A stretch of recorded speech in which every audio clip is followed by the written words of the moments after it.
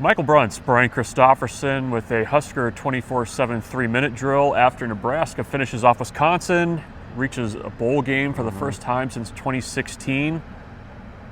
How about that? How about them apples? Yeah. First time since I've been a member of Husker 24/7 since 2017. Nebraska's going to bowl.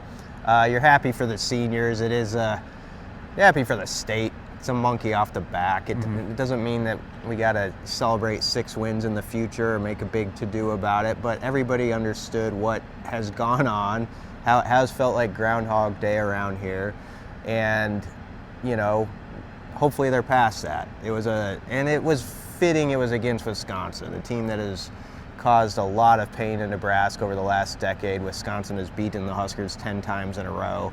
It's been since 2012 since Nebraska defeated the Badgers. So to take them down 44-25 to get that 6th win, it was pretty sweet.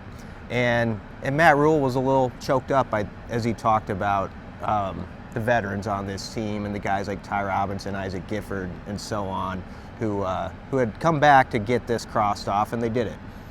Yeah, I mean, there's a number of those seniors, they had almost 30 of them walk today, have been through a lot for this program. Bryce Benhart, Ty Robinson, both 50-plus games during their Nebraska careers, so obviously that meant a lot to them. Kind of the takeaway for me today, the offense. I mean, you kind of say the cliche is what the most improvement from week 1 to week 2.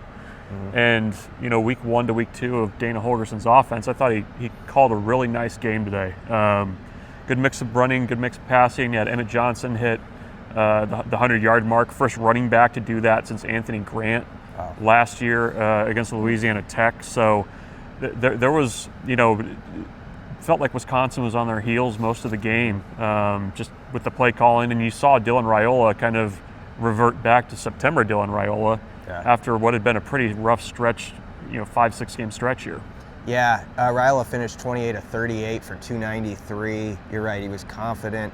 And to piggyback off you, it got to 37-25 with 8.5 minutes left, and Holgerson kept his foot on the gas. I mean, it wasn't like they were getting exotic, but they stayed with their offense. They didn't just go into a shell and try to run out the clock. They were throwing the ball and trusting Raiola. And I think that probably means a lot to the QB that you have the OC saying, "No, let's just keep playing. Let's go down and get another one and put this thing away." And they did.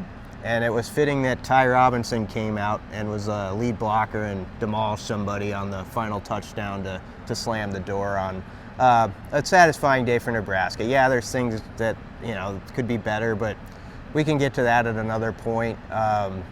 We've covered a lot of these Bruntz where Nebraska's been on the doorstep, and this did not go how people wanted it to. So you got to tip the glass when it does.